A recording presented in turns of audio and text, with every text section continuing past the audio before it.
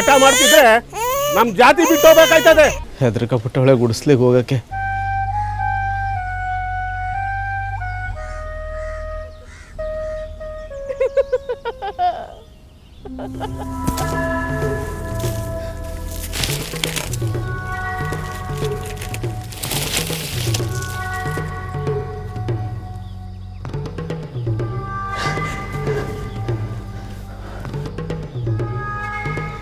ಹೆಂಗಾರು ಮಾಡಿ ನನ್ನ ಮಗಿ ಹುಡಿ ಕೊಡೋಣ. ಅಲ್ಲಿ ಜಪನ ಶಿವ ಪೂಜೆ. ನೀವೆಲ್ಲ ಸೇರ್ಕೊಂಡು ನನ್ನನ್ನು ಮನೆಗೆ ಹೋಗ್ಬಂಗೆ ಮಾಡ್ಲಾರ. ನಮ್ಮ ಜಾತಿಲಿ ಎಷ್ಟೋ ಹೆಣ್ಮಕ್ಳು ಗರ್ಭಕೋಶನ ತೆಗೆಸಿಬಿಟ್ಟವ್ರೆ, ಮುಟ್ಟಾಗ್ತೀವಿ ಅನ್ನೋ ಭಯಕ್ಕೆ. ನಾನಿನ್ನ ಮುಟ್ಟೆ ಆಗಿಲ್ಲ ಅನ್ಕೊಳ್ಳಿ. ಸೂತ್ಕ ಕಳಿಲಿಲ್ಲ ಅಂದ್ರೆ ಊರ್ ದರಿದ್ರ ಬರ್ತದೆ. ಮೊದಲು ನೀವು ಬದಲಾಗ್ರಿ, ಆಮೇಲೆ ಊರ್ ಜನ ಬದಲಾಯ್ತಾರೆ.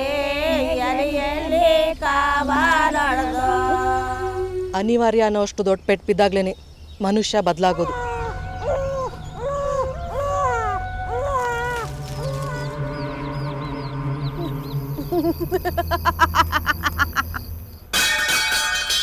ನನ್ನ ಸಾವು ನಮ್ಮ ಇಡೀ ಸಮುದಾಯಕ್ಕೆ ಪಾಠ ಆಗಲಿ.